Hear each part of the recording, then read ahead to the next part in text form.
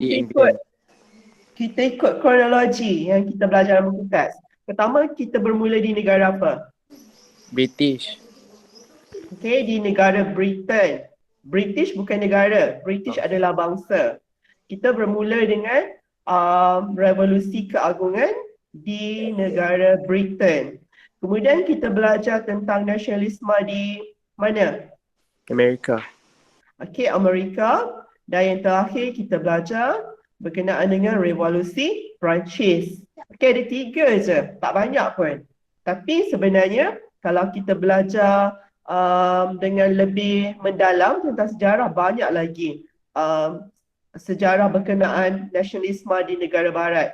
Contoh, abang kakak awak sekarang mereka juga belajar nasionalisme di negara Jerman, di negara Itali. Okay, tapi dalam silibus KSSM dia dah hapuskanlah topik tersebut. Okay, jadi kita sambung perkembangan nasionalisme di negara Asia.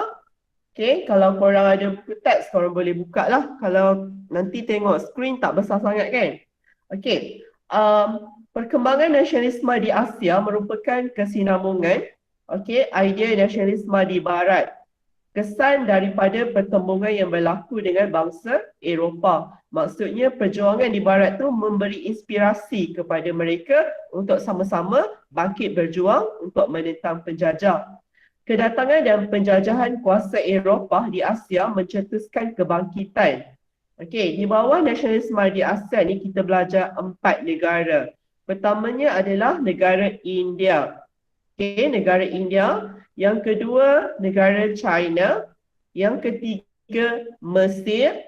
Okey, Mesir tu dia sama juga dengan Empire Uthmaniyah lah. Okey, dan yang seterusnya adalah negara Jepun. Okey, kita pergi secara spesifik nasionalisme di India. Okey, nasionalisme di India merupakan reaksi penduduk. Okey, apa maksud reaksi? Maksudnya tindak balas. Okey, kesan daripada perbuatan orang kan. Okey, terhadap dasar imperialisme barat. Okey, adalah perbuatan-perbuatan yang tidak disenangi oleh penduduk tempatan yang telah dilakukan oleh pihak British. Okey, lalu mereka bangkit menentang. Kebangkitan rakyat tempatan, okey, dalam satu peristiwa, tolong ingat, okey, insya-Allah boleh keluar kertas satu. Nama peristiwa itu adalah Dahagi India. Okey, Dahagi India 1857 yang membawa kepada perkembangan nasionalisme di India. Nasionalisme awal bercorak gerakan yang memberikan perhatian terhadap isu sosio-agama. Maksudnya mereka nak protect agama mereka daripada pengaruh budaya barat. Brahmo Samaj dan Arya Samaj merupakan pertubuhan penting. Okey, itu nama pertubuhan, bukan nama orang. Yang menggiatkan rasa kecintaan kepada budaya tempatan, kesan daripada pengaruh budaya barat. Okey, jadi tolong ingat juga nama dua persatuan ni yang banyak mencorakkan gerakan nasionalisme di India, iaitu Brahmo Samaj dan Arya Samaj. Pada penghujung abad ke-19, perkembangan pendidikan barat membawa kemunculan golongan intelektual. Maksudnya orang yang intelektual tu orang yang macam mana? Golongan yang terpelajar. Apa dia? Golongan yang terpelajar. Golongan yang terpelajar. Okey, betul. Okey, tadi Aris jawab 3. Okey, Asha Safina golongan pendidikan. Betul lah tu. Okey, sebab golongan pendidikan dia mempunyai idea-idea yang kreatif. Selalunya orang yang berpendidikan ni dia berani kan. Jadi dia akan jadi leader, dia akan mempengaruhi orang lain. Okey, seterusnya mereka menubuhkan pertubuhan politik untuk menyuarakan pandangan seperti Kongres Kebangsaan India. Kongres tu dia macam meeting tapi dalam kapasiti yang ramai. Sangat ramai. Okay, itu Kongres. Atau dalam bahasa Inggeris dia panggil Indian National Congress, INC, yang dibentuk pada tahun 1885 dan Liga Muslim yang ditubuhkan pada tahun 1906. Maksudnya pertubuhan Hindu ada ditubuhkan untuk menentang British, pertubuhan Islam pun ada juga ditubuhkan. Pada awal abad ke-20, muncul gerakan bersifat keras yang diketuai oleh nasionalis radikal. Okey, bila dia cakap muncul gerakan bersifat keras, okey, nasionalis radikal maksudnya mereka menggunakan senjata, okey, untuk melawan penjajah. Okey, contohnya dalam buku teks dia bagi tahu nasionalis Bal Gangadhar Tilak dan Bipin Chandra Pal. Okey, mereka menggerakkan semangat penentangan secara militan. Bila kita sebut militan, kita dah tahulah berperang, guna senjata-senjata. Okey, selepas Perang Dunia Pertama, INC memperlihatkan dasar tidak bekerjasama dengan British. Tindakan ini diterajui oleh Mahatma Gandhi, okey, yang menjadikan Satyagraha, okey, sebagai pegangan untuk menggerakkan nasionalisme di India. Okey, apa maksud Satyagraha? Okey, tolong dengar betul-betul, nanti sekejap lagi cikgu tanya korang. Satyagraha ni dia macam prinsip atau pegangan hidup orang India, okey, dalam membangkitkan semangat nasionalisme mereka untuk menentang penjajah lah. Okey, maksudnya dia menekankan intipati lawan penjajah tu tanpa keganasan. Okey, tanpa keganasan. Okey, seterusnya selepas Perang Dunia Kedua, tadi selepas Perang Dunia Pertama, selepas Perang Dunia Kedua, INC dan Liga Muslim membentuk jawatan kuasa khas bagi merangka rancangan pembahagian India.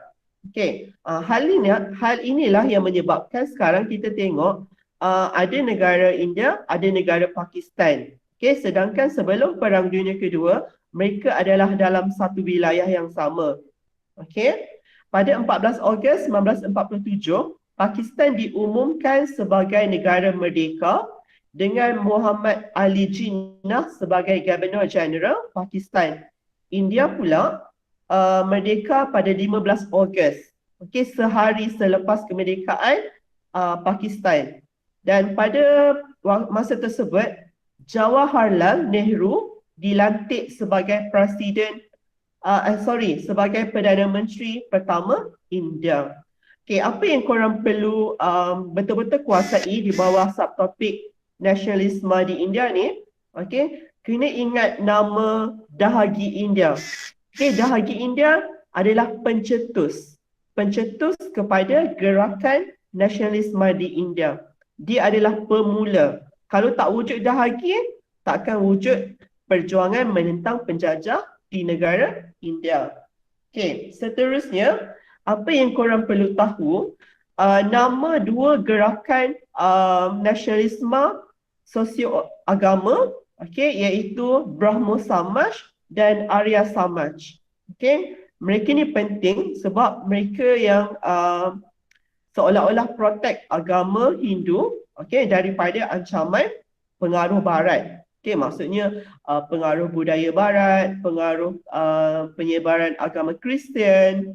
Okey, dan seterusnya korang perlu tahu berkenaan dengan Mahatma Gandhi. Okey, Mahatma Gandhi dia jadi pengurusi bagi pertubuhan apa? Nama dia INC. Okey, ada soalan tak? 3 perkara yang perlu korang kuasai. Tahu nama Dahagi India tu apa? Tahu nama dua pertubuhan yang protect agama dan budaya di India. Terusnya, korang kenal Mahatma Gandhi ni, dia ketua bagi pertubuhan apa? Ada soalan tak? Cikgu, Ya? saya kurang dapat pada Satyagraha tadi. Satyagraha. Okey, apa maksud Satyagraha kan? Okey, saya ulang balik. Okey, Satyagraha ni dia macam pegangan. Awak hidup ada filosofi kan? Kadang-kadang kita cakap no pain, no gain. Dia seolah-olah untuk motivate kita, membangkitkan self-confidence, self-esteem. Sama juga dengan masyarakat India. Sekarang mereka kan berjuang menentang penjajah. Okay, jadi mereka mesti instil satu perasaan berani. berani untuk menentang penjajah. Jadi mereka buat tagline Satyagraha, dalam proses mereka menentang penjajah. So dalam arti kata yang mudah, Satyagraha ni dia macam pegangan hidup lah. Boleh tak? Pegangan hidup. Boleh ke? Pegangan hidup. Awak sendiri pun mungkin dalam bilik awak letakkan satu tagline ke, satu kata-kata ke bagi membangkitkan semangat awak. Sama juga dengan masyarakat India. Bila dia selalu sebut perkataan Satyagraha tu, so perasaan berani mereka timbul, perasaan sayang untuk protect negara mereka timbul. Dan Satyagraha ni dia juga jadi simbol penyatuan penduduk India lah. Sebab semua orang mengguna filosofi yang sama, falsafah hidup yang sama. Orang lain ada soalan?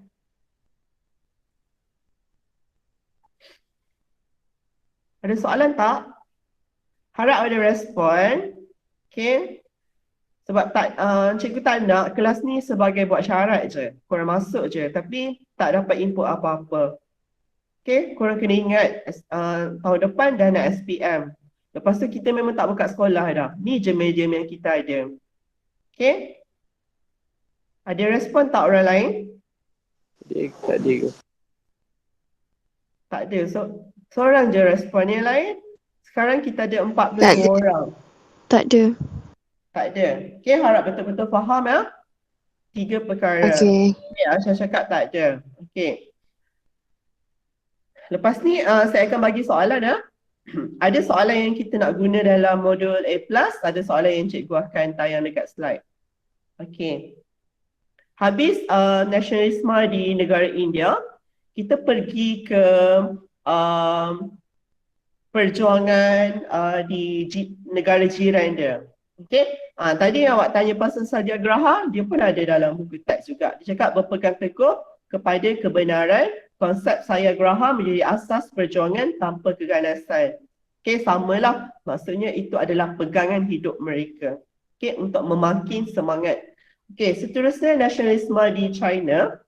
Nasionalisme di China bertujuan mengukuhkan peradaban China dalam kalangan orang Cina daripada ancaman penguasaan politik dan ekonomi oleh kuasa asing.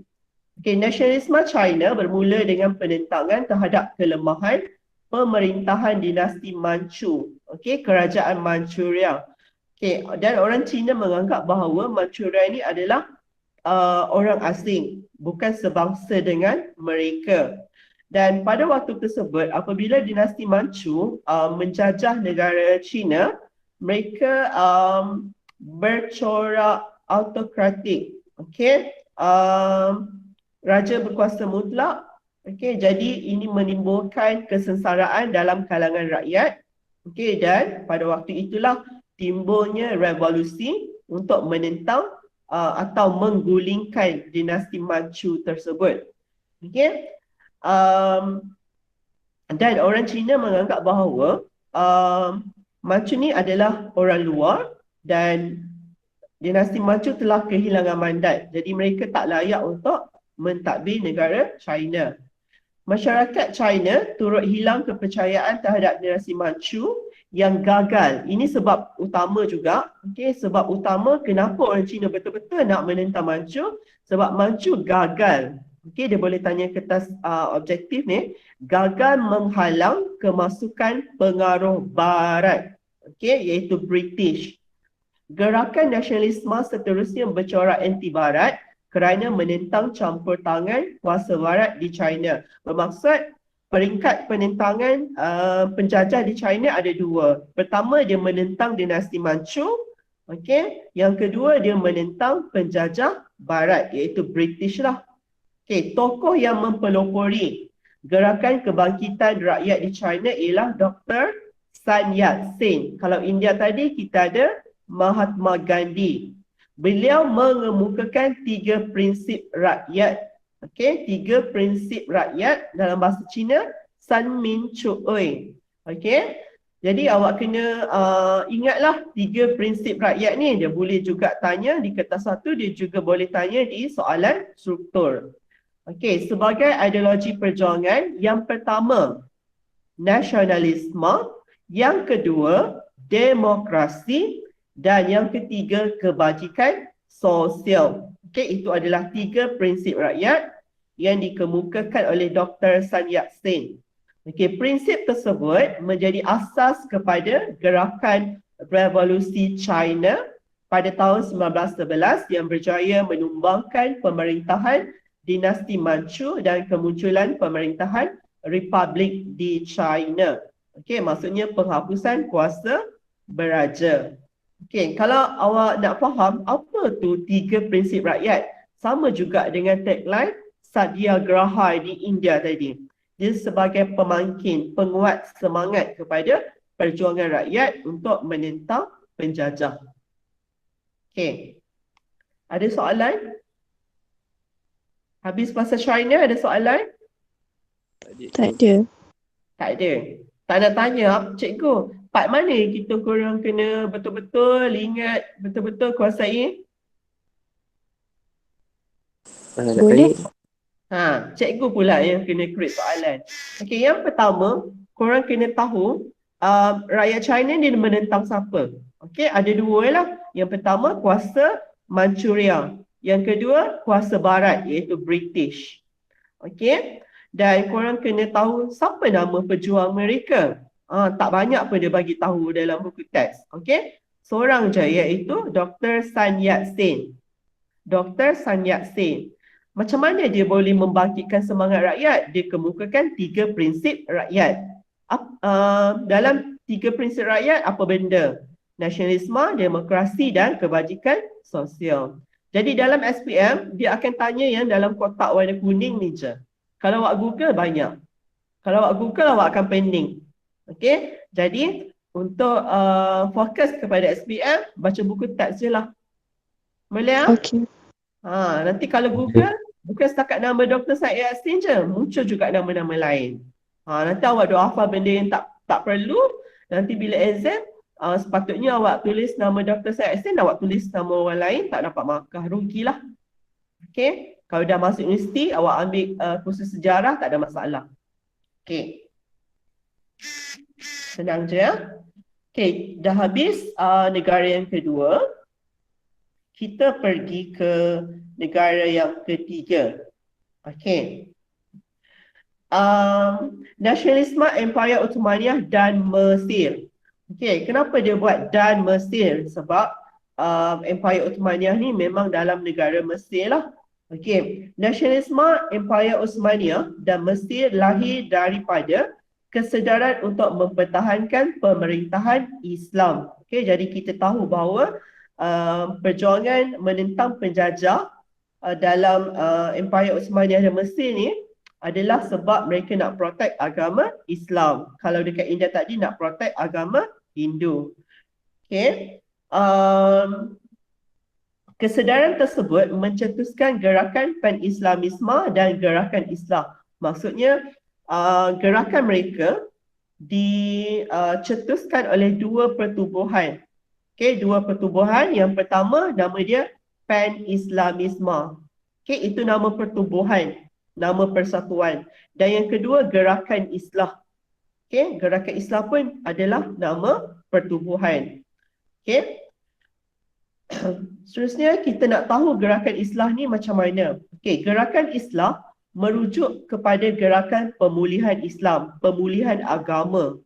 Okey, gerakan ini telah dipelopori oleh Syed Jamal ad-Din Al-Afghani dan Sheikh Muhammad Abduh. Okey, kenapa dia nak pulihkan agama? Siapa yang rosakkan agama Islam? Okey, hal ini berikutan kerana penyebaran agama Islam oleh golongan tua, maksudnya golongan-golongan agama yang lama-lama dulu tu, dia menyebarkan konsep yang salah. Okey, sebab dia sebarkan agama kepada penduduk Mesir ketika itu, dia suruh fokus kepada akhirat sahaja. Bila fokus kepada akhirat, beramal ibadat sahaja, Okey, kehidupan mereka di dunia ni jauh terkebelakang. Okey, mereka jadi lemah. Itu juga jadi punca kenapa mereka dijajah oleh kuasa barat lah. Okey, jadi gerakan Islah tadi dengan harapan dapat membentuk satu mentaliti baru, okey, dalam kalangan umat Islam, okey, supaya membetulkan mindset mereka perlu maju di dunia, okey, perlu maju di akhirat, mereka perlu kuasai bidang ekonomi juga supaya mereka ada kekuatan untuk menentang penjajah. Okey, maksudnya awak ni bukan semata-mata beramal ibadat berserah kepada Tuhan sahaja, okey, untuk menghapuskan kuasa penjajah.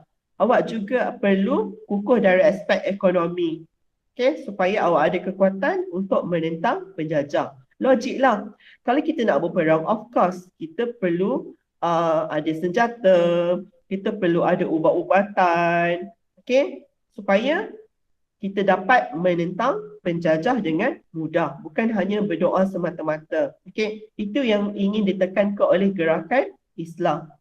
Okey, seterusnya, imperialisme barat di Mesir menyebabkan berlaku pertembungan kebudayaan antara Eropah Amerika dengan kebudayaan tempatan. Maksudnya ada campur aduk, ada pengaruh budaya barat dalam kalangan masyarakat yang beragama Islam.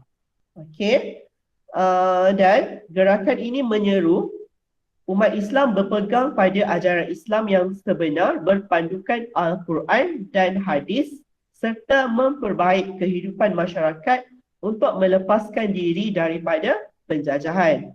Okey, dia nak pembentukan mindset yang disebarkan oleh golongan tua tu. Okey, dalam Islam kita perlu seimbang dunia dan akhirat. Okey, jadi macam mana kita nak seimbang dunia akhirat? Kita perlu kuasai Al-Quran dan hadis. Okey, itu matlamat gerakan Islah. Okey, jadi apa yang awak perlu kuasai bawah gerakan Islah?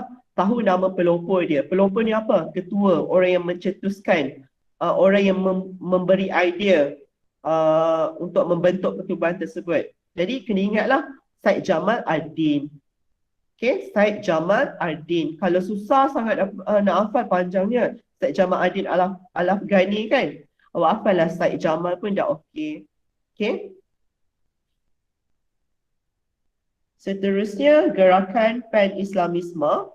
Pada tahun 1883, Syed Jamal Al-Din Al-Afghani menubuhkan kumpulan yang diberikan nama Al-Urwa Al-Wuthqa. Okay. Dua-dua pertubuhan ini ditubuhkan oleh orang yang sama.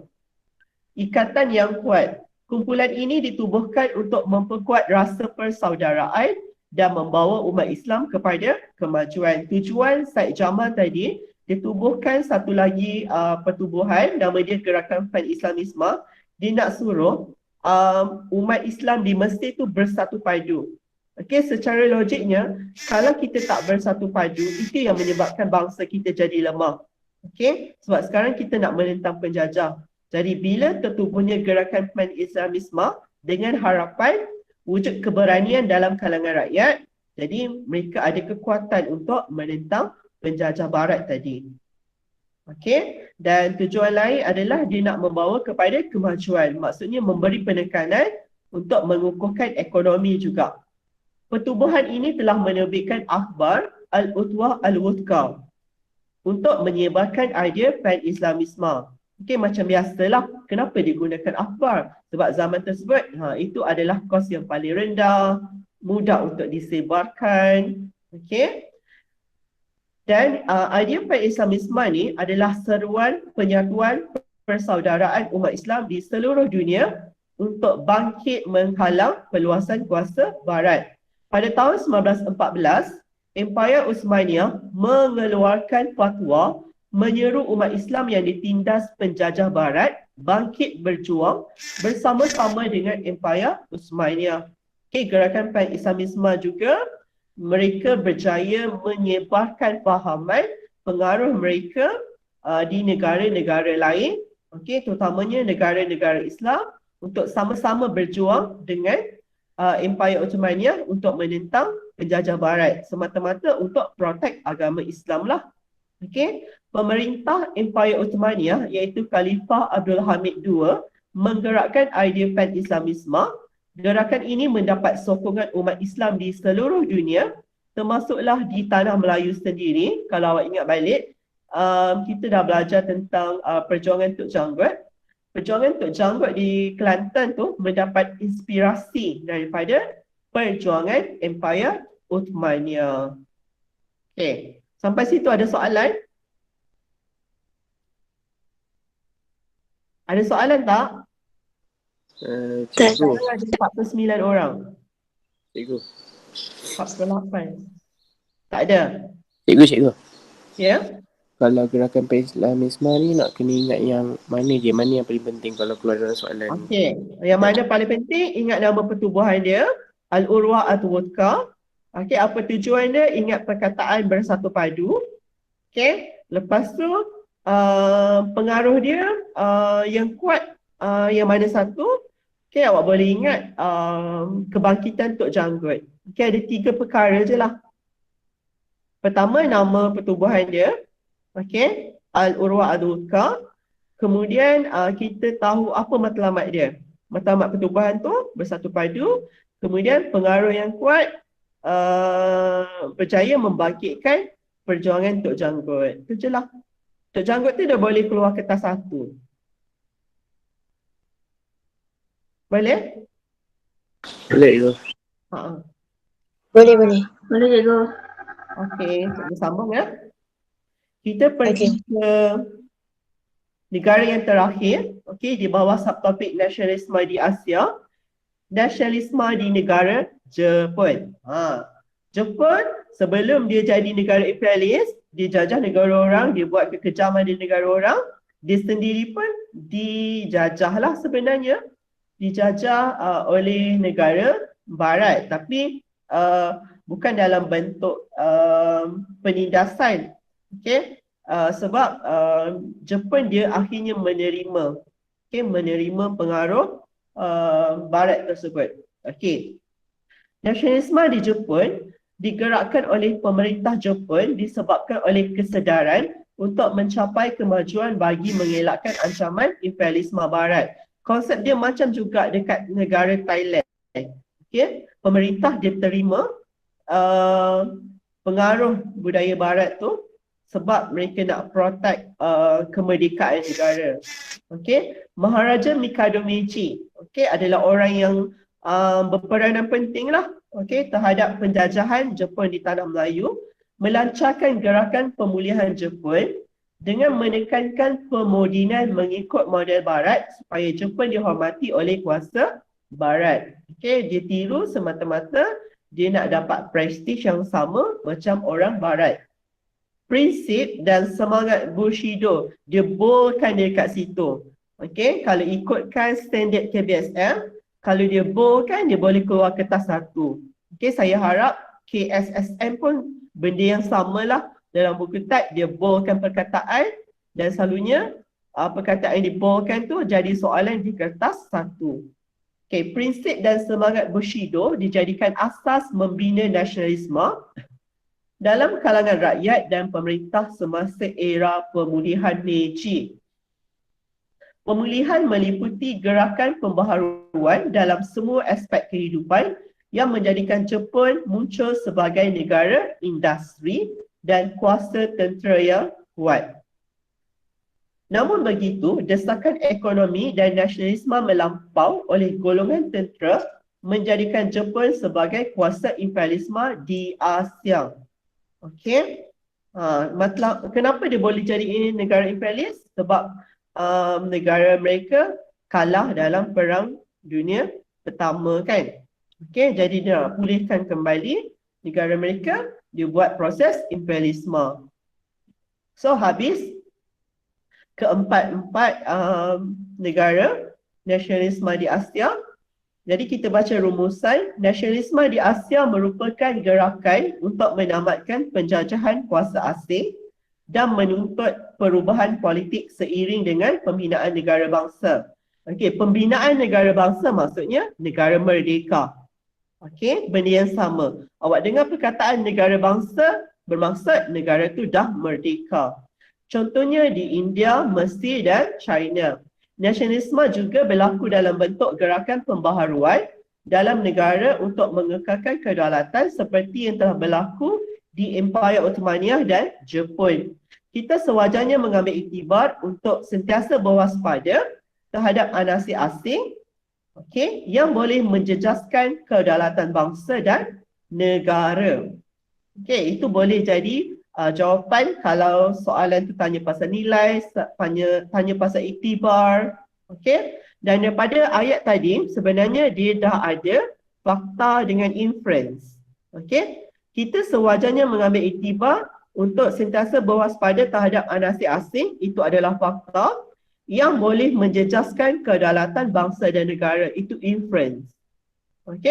Ramalan awal. Seterusnya tengok glosari. Semangat Bushido ialah sikap yang sanggup menanggung risiko, bersungguh-sungguh mencapai cita-cita dan sedia berkorban demi melaksanakan tanggungjawab terhadap ketua dan negara. Sebab itulah konsep Kaizen diterapkan dalam kalangan tentera mereka sewaktu mereka menjadi kuasa imperialis yang menjajah negara-negara Asia Tenggara dan Asia. Ada soalan tak sampai situ?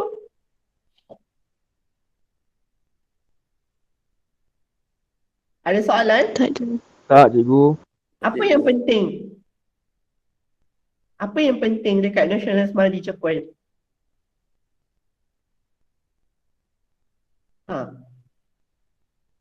Tak ada soalan, tapi bila cikgu tanya, senyap. Apa yang penting yang perlu kita kuasai? Macam mana boleh terjadi nasionalisme di Jepun? Apa dia? Apa cikgu tak dengar? Punca wujudnya nasionalisme di Jepun. Punca wujudnya nasionalisme di Jepun. Apa poin utama dia? Mencapai kemajuan bagi mengelakkan ancaman imperialisme barat.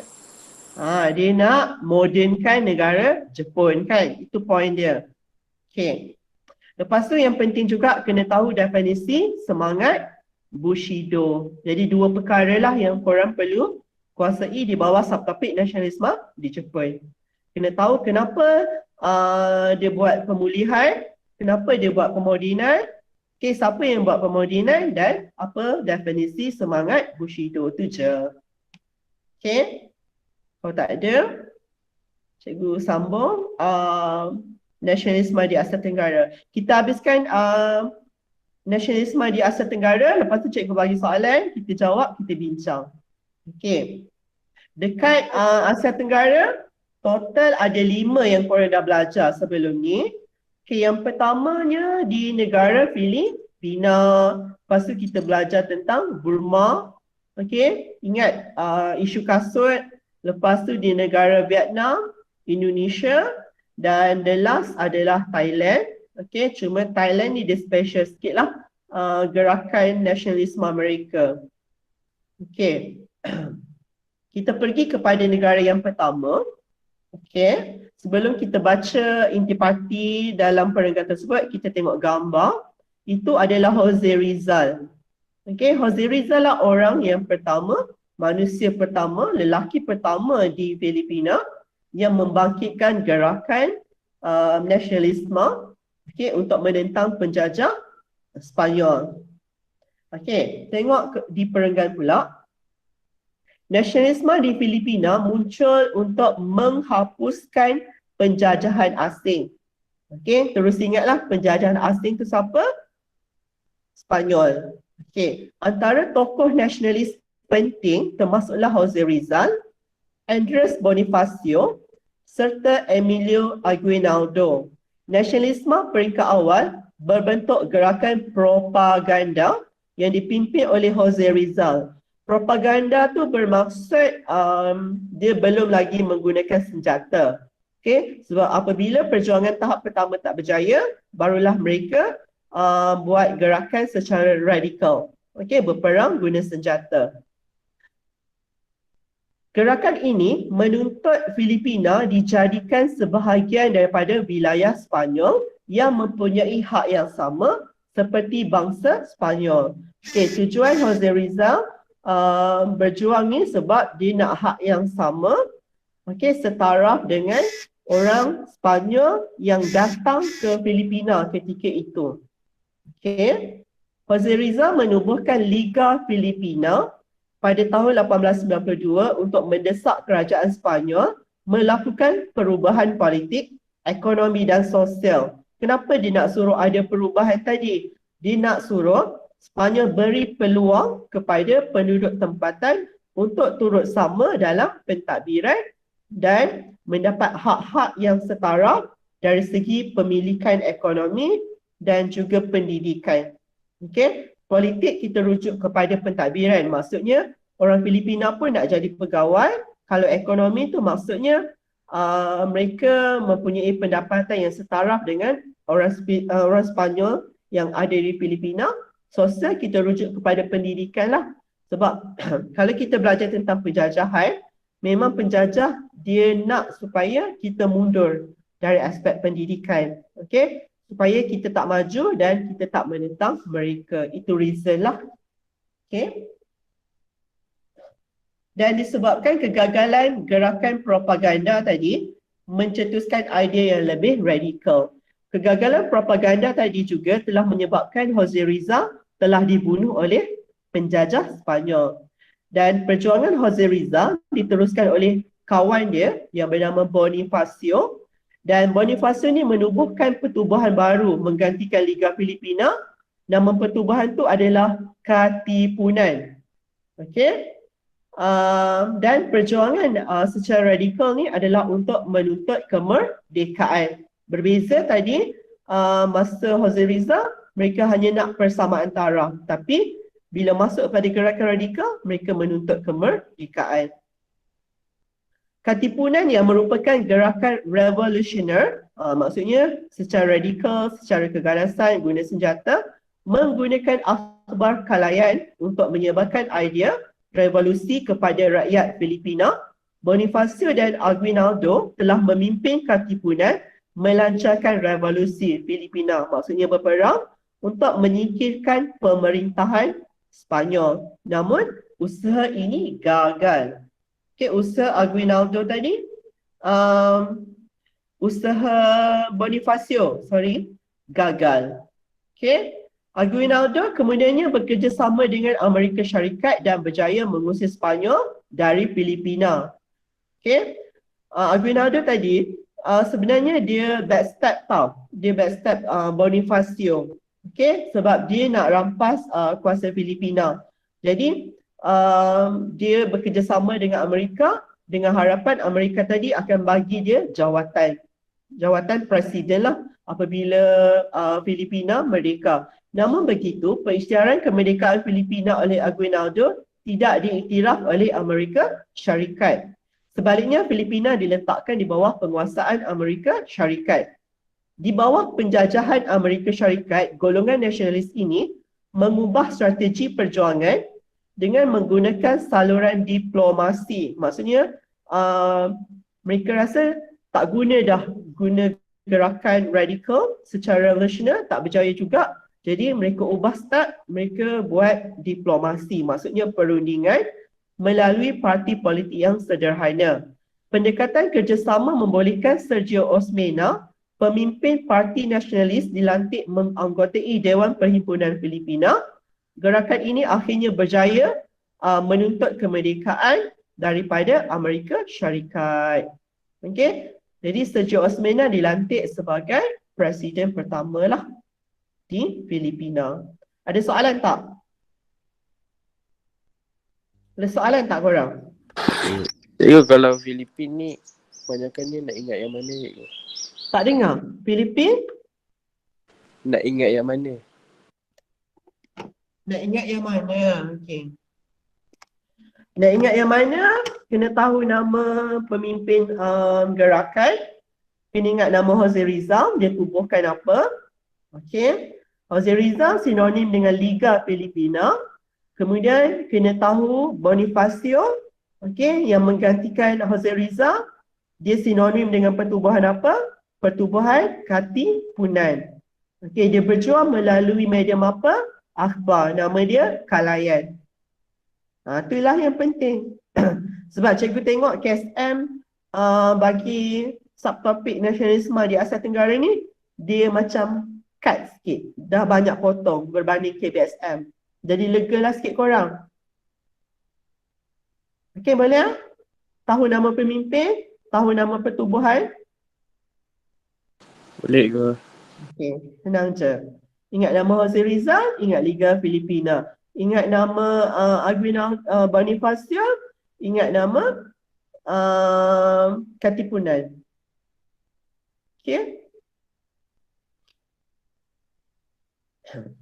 Seterusnya kita pergi ke nasionalisme di Burma. Okey. Sekarang adalah negara Myanmar lah. Nasionalisme di Burma ialah manifestasi perjuangan golongan kelas menengah. Okey, apa maksud manifestasi itu? Maksudnya perjuangan oleh siapa lah. Okey. Nasionalisme di Burma itu dilakukan oleh siapa? Okey, itu maksud manifestasi. Dia bagi tahu golongan kelas menengah. Okey, golongan kelas menengah ni kalau sekarang dia sama macam pegawai-pegawai kerajaan lah. Orang yang ada degree, orang yang masuk universiti, itu golongan menengah, kelas menengah. Okay, lepas tu ada juga perjuangan oleh Sami Buddha, dia panggil Pong Yi. Lepas tu Taki Siswaza University. Okay, beza Taki dengan golongan kelas menengah. Golongan kelas menengah tu dah graduate. Tapi Taki ni orang yang masih belajar dekat universiti. Okay, nanti Taki bila dia bergraduate, dia akan dikenali sebagai golongan kelas menengah. Kemudian ada juga perjuangan golongan petani. So ada 4 peringkat perjuangan dalam nasionalisme di Burma. Nasionalisme digerakkan oleh golongan kelas pertengahan berpendidikan barat berikutan pengaruh British yang mengancam kedudukan agama Buddha. Okay, jadi sebenarnya poin utama dalam perjuangan Burma menentang kuasa British tadi sebab yang sama. Dia nak protect agama. Sama macam India, sama macam dekat Mesir. Okay, nak protect agama daripada pengaruh penjajahan barat. Mereka menubuhkan Persatuan Belia Buddha untuk mengekalkan tradisi Buddha, pendidikan dan kebudayaan Burma. Persatuan tersebut menggunakan isu kasut. Ini juga boleh keluar kertas 1. Apa itu isu kasut? Okay, isu kasut dia letak dekat muka surat 28.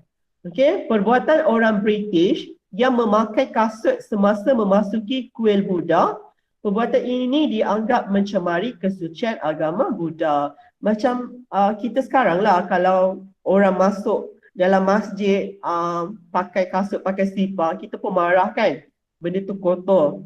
Okey, sama juga dengan agama-agama lain. Masuk kuil ke, jadi itu seolah-olah menghina agama kita. Okay? Jadi isu tersebut telah membangkitkan semangat orang Burma untuk menentang atau menghapuskan penjajah British. Okay. Selepas diambil alih oleh pemimpin yang lebih radikal seperti Yu Ba-peh, itu nama nama pemimpin di Myanmar, kena ingatlah. Okey, persatuan tersebut dinamakan Majlis Persatuan Am Kesatuan Burma. Okey, Majlis Persatuan Am Kesatuan Burma tadi dia rename daripada Persatuan Belia Buddha. Okey, kenapa dia rename baru? Sebab dia bertukar tampuk kepimpinan. Okey, isu yang berkait dengan bangsa Burma mula diperjuangkan menjelang tahun 1920. Revolusi pelajar menuntut penubuhan universiti untuk mereka. Sebab mereka tahu dengan pendidikan tinggi, mereka dapat membentuk bangsa yang lebih maju dan mereka ada kekuatan untuk menentang penjajah. Okay. Seterusnya, golongan Sami Buddha menubuhkan Majlis Am Sangha Samagi dan mencetuskan pemberontakan Sayasan. Pemberontakan yang diketuai oleh Sayasan iaitu bekas Pong Yi, maksudnya bekas Sami, mendapat sokongan golongan petani yang terbeban dengan pelbagai jenis cukai. Okey. So dia dah cerita tentang perjuangan keempat-empat kelas tadi dalam menentang kuasa British. Perkembangan nasionalisme berikutnya dipengaruhi oleh pengenalan Perlembagaan Burma 1935. Siapa yang buat Perlembagaan Burma? British. Okey, maksudnya dia buat undang-undang barat di Myanmar, di Burma, yang memisahkan Burma dengan India. Okey, perlembagaan tersebut merangsang perjuangan ke arah berkerajaan sendiri. Okey, golongan Takin menubuhkan parti Dobama Asyayon, Kami Orang Burma, untuk memperjuangkan kemerdekaan Burma. Pemimpin parti tersebut seperti Aung San, Kyaw Inin dan UNU menggelar diri sebagai Takin yang bermaksud tuan dan menegaskan orang Burma mesti bertuankan orang Burma. Dr. Bamau yang memenangi pilihan raya tahun 1937 kemudian dilantik sebagai Perdana Menteri yang pertama. Okey, daripada cerita pun dia banyak cut daripada yang KBSM. Okey, ada soalan? Cikgu. Yang nasionalisme di Burma kita nak ingat yang pertama ke yang kedua? Okey, perenggan 1, 2 tu juga penting. Okey, cikgu bagi tahu sekarang. Di perenggan pertama, korang perlu tahu 4 kelas. Okey, 4 kelas yang menentang penjajah barat. Kena ingat golongan kelas menengah, Sami Buddha ataupun Yi, Taki dan golongan petani. Lepas tu kita tahu perjuangan mereka melalui pertubuhan apa. Kena ingatlah Persatuan Belia Buddha. Persatuan Belia Buddha dia sama juga dengan Majlis Persatuan Kesatuan Burma. Benda yang samalah. Okey. Lepas tu perenggan kedua, apa yang penting adalah korang perlu tahu berkenaan dengan perjuangan oleh Aung San. Okey, perjuangan oleh Aung San tadi yang membentuk Parti Dobama Asyayon. Daripada pembentukan Parti Dobama Asyayon lah akhirnya membawa kepada kemerdekaan Myanmar. Cerita dia memang tak detail lah. Tak detail sangat. Jadi senang untuk korang hafal. Okey? Jelas lah? Cikgu. Dalam banyak-banyak yang kalau KBSM lah yang selalu dia suka tanya, kalau kertas 1, dia suka tanya pasal isu kasut. Okey? Apa sebenarnya isu kasut? Isu kasut tu lebih kepada perjuangan keagamaan lah. Okey? Sebab Barat, British tadi dia mencabar kesucian agama. Okay. Kalau tak ada kita pergi ke negara yang keberapa dah Vietnam ni? Negara yang ketiga. Okay. Vietnam ni susah sikit sebab istilah dia. Okay. Saya sendiri pun sampai sekarang tak ingat. Okay. Perkataan yang pelik-pelik tu. Okay. Nasionalisme di Vietnam muncul akibat perubahan sosiopolitik dan sosioekonomi selepas kedatangan Perancis. Sama je konsep dia. Bila penjajah datang, dia ubah sistem yang sedia ada, mestilah kita penduduk tempatan rasa marah. Okay? Terutama selepas tahun 1918. Gerakan nasionalisme Vietnam dipelopori oleh golongan bangsawan dan pegawai daripada golongan Mandarin. Okay, golongan Mandarin ni, kalau korang dah belajar PT3 dulu, macam mana pegawai-pegawai dari negara pegawai-pegawai dalam tamadun China dilantik melalui peperiksaan awam kan. Sistem yang sama digunakan di Vietnam. Okey, maksudnya golongan Mandarin tadi adalah pegawai-pegawai yang dilantik apabila mereka lulus dalam peperiksaan awam. Golongan ini memperjuangkan pemulihan sistem pemerintahan beraja. Okey, sebab raja pada waktu itu berkuasa mutlak. Jadi dia nak pulihkan. Okey, dia nak gantikan dengan konsep berperlembagaan lah. Kemunculan golongan intelektual meningkatkan kesedaran politik dan gerakan anti-Perancis. Nasionalisme Vietnam disalurkan melalui akhbar seperti, yang ni kena ingat, nama akhbar kena ingat, Tribune Indigène dan Clocher Fele. Tak tahulah nak pronounce macam mana. Clocher Fele yang mengkritik penindasan Perancis dan menuntut hak rakyat Vietnam. Gerakan nasionalisme Vietnam selepas Perang Dunia pertama bercorak revolusi. Okey, kalau sebut revolusi tu dah tahulah secara peperangan. Okey, dan didokong oleh dua aliran ideologi iaitu nasionalisme dan komunisme. Okey, parti utama aliran nasionalisme ialah Vietnam Kuat Dandang, VNQDD. Kalau dalam exam, awak tak ingat kan Vietnam Kuat Dandang tu, tak kerti nak eja semua, awak boleh tulis huruf besar macam dalam buku teks. VNQDD dan Parti Nasionalis Vietnam pimpinan Nguyen Khai Hoc, manakala golongan komunis diterajui oleh Parti Komunis Vietnam pimpinan Ho Chi Minh. Apa maksud dia? Perjuangan menentang penjajah Perancis di Vietnam dipelopori oleh dua pertubuhan. Satu pertubuhan nasionalisme dan satu lagi pertubuhan komunisme. Tapi sebenarnya dua-dua pertubuhan ni dia bersaing untuk menjadi kerajaan di Vietnam. Okey, walaupun dua-dua digelar nasionalis tapi mereka bersaing. Okey, perjuangan VNQDD berteraskan demokrasi, nasionalisme dan sosialisme. Okey, jadi kena ingatlah itu adalah konsep yang diperjuangkan oleh VNQDD. Ada tiga perkara, demokrasi, nasionalisme dan sosialisme. Apa maksud sosialisme? Kebajikan. Okey, kerajaan menekankan kebajikan rakyat. Parti ini melancarkan pemberontakan pada tahun 1930 untuk mengusir Perancis dan menubuhkan kerajaan Republik Vietnam. Peristiwa ini memberikan kesempatan kepada Perancis melumpuhkan gerakan golongan nasionalis dengan menangkap pemimpin VNQDD dan menghukum bunuh Nguyen Khai Hoc. Gerakan revolusi menentang Perancis diteruskan oleh Ho Chi Minh. Okey, komunis tadi melalui PKV. Pada bulan September 1945, Ho Chi Minh berjaya mengisytiharkan kemerdekaan Republik Demokratik Vietnam di Hanoi, Vietnam Utara. Beliau dilantik sebagai presiden pertama, manakala Vietnam Selatan yang berpusat di Saigon berada di bawah pengaruh Perancis dan Amerika Syarikat. Gerakan menentang penjajahan barat diteruskan sehingga Republik Vietnam terbentuk pada tahun 1976. Okey, kemerdekaan Vietnam dia special sikit. Okey, sebab Ho Chi Minh tadi dia berjaya wujudkan dua wilayah di Vietnam dan akhirnya satu wilayah dikuasai dan dia memerdekakan wilayah tersebut.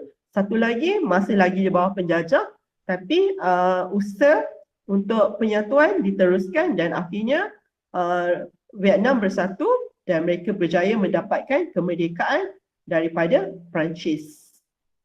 Okey, ada soalan? Yang penting kena ingat nama akhbar dia, Tribune Indigène Contre Failure, kena ingat nama Ho Chi Minh, apa nama pertubuhan dia. Itu yang penting di bawah nasionalisme di Vietnam. Okey ke? Okey, kalau tak ada soalan, sekarang ada 12.3 minit kan, nak sambung nanti tak cukup masa. Jadi Indonesia dengan Thailand kita akan sambung hari lain. Sekarang kita jawab soalan. Okey. Okey, masing-masing siapa yang ada buku tulis dalam buku lah. Ada beberapa orang buku korang dengan cikgu dekat bilik guru. Jadi korang tulis dalam kertas kajang dulu. Ni soalan dia, jawapan dia pendek-pendek je. Kita bincang balik 12, sekarang 12.14, 12.24, 20 minit, boleh tak? Boleh? Apa cikgu tadi? Okey, sekarang cikgu akan semak kehadiran. Okey, korang jawab dulu. Okey. Dah ada yang live ni. Ada soalan. Abdullah tak masuk ah? Abdullah ada? Tadi dia Alhamdulillah tak ada cikgu. Dia pergi kelas lesen. Oh, lesen. Ha.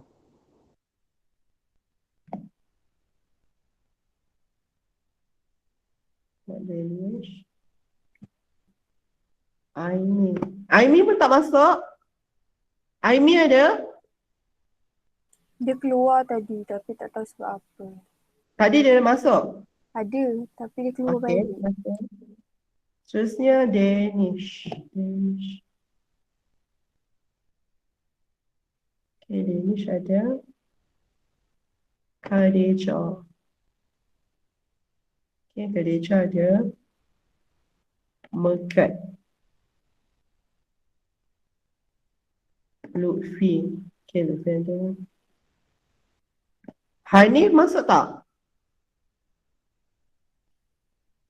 Hanif ada Hanif? Siapa cikgu? Muhammad Hanif. Tak ada cikgu. Sejarah tak masuk. Fizik ada pula. Yelah, fizik wajib lulus kan? Ya, sejarah wajib lulus. Ha. Cikgu tengoklah subjek lain masuk ke tak. Kalau sejarah tak masuk, fizik boleh masuk, tak pernah miss. Saiful tadi tak silap masuk cikgu. Apa dia? Tadi tak silap Saiful masuk tadi. Cikgu, Saiful ada kat sini. Ha, ada. Saya cakap Hanif. Oh ni Aduh. silap. Ha. Saiful awal lagi tadi. Sebelum buka kamera, dia dah join dah. Muhammad Iman Ryan. Muhammad Iman Ryan tak ada? Ada lah. Ada. Ada. Muhammad Nazhan.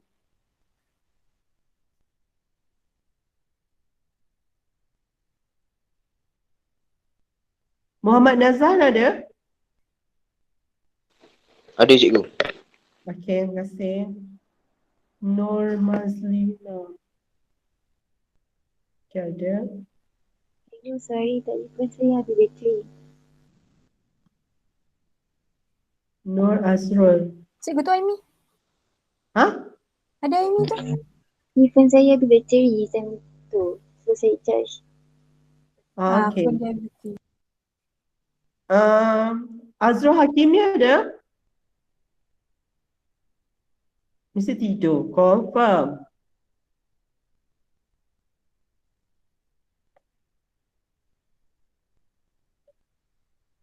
Nur Farisha Kesara? Nur Farisha. Ada kot. Ada. Ada. Raja Haikal. Raja. Okay, ada. Ada. Okay. Ada cikgu. Ha. Risha ada. Syafiz. Syafiz?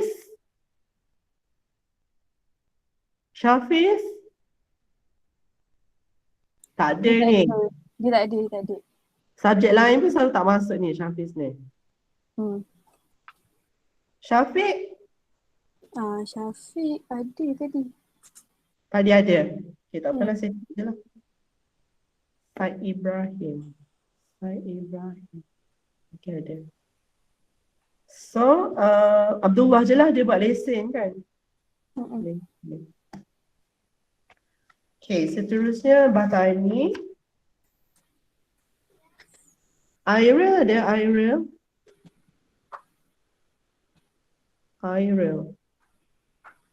Tak ada. Akid ada. Amir Suhaimi tak ada. Nurul Iman Hamidah. Ya, Nurul Iman. Cikgu dah tanda awak punya. Amir Suhaimi. Tak ada. Amir Faizwan ada. Cik Nora Syikin ada.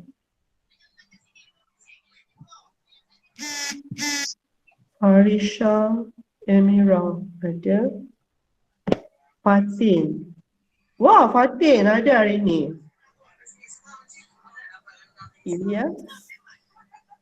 Ilyas Muhammad tak ada. Manoj ada tak? Wow, Manoj pun ada. Dia ada. Jawab tak tu mana?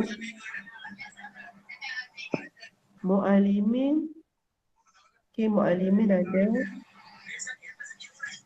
Muhammad Aikal ada. Jazli ada. Soleh tak ada. Soleh ada tak Soleh? Ha? Tak ada kot. Tak ada. Muhammad Amar. Akak ya, ya boleh mana? Amar ada tak Amar? Ni semua Rizan tidur lah ni. Ilyas, Muhammad Ilyas Filiski ada. Mulyadi. Okey ada. Nur Adriana.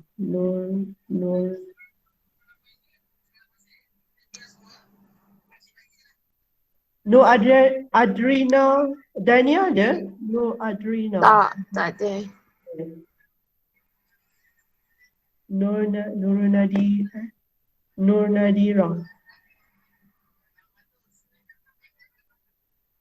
Nur Nadra mana tak ada? Ada. Nur Sahira. Okay, ada. Syahida. Apa ada? Syarifah. Kak Pa boleh jawab tak tu? Syarifah Madia. Syarifah Madia. Dia tengah tidur tu. Syed Ahmad Zarif.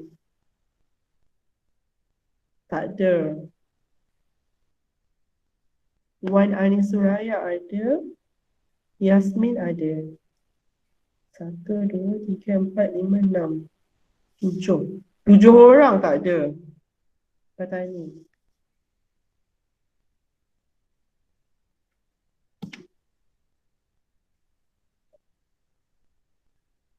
Kalau ada soalan boleh tanya dekat chat, cikgu baca.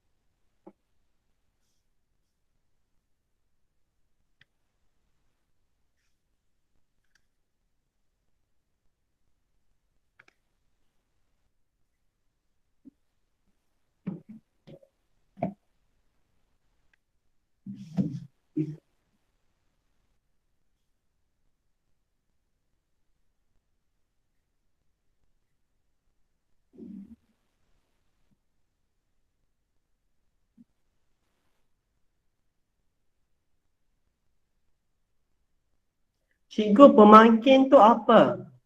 Pemangkin tu benda yang membangkitkan. Macam contoh, kenapa awak marah? Ada sebab orang buat awak marah kan? Sebab tu pemangkin lah. Boleh Mazina? Dia macam sebab. Benda yang menambahkan. Benda yang menambahkan.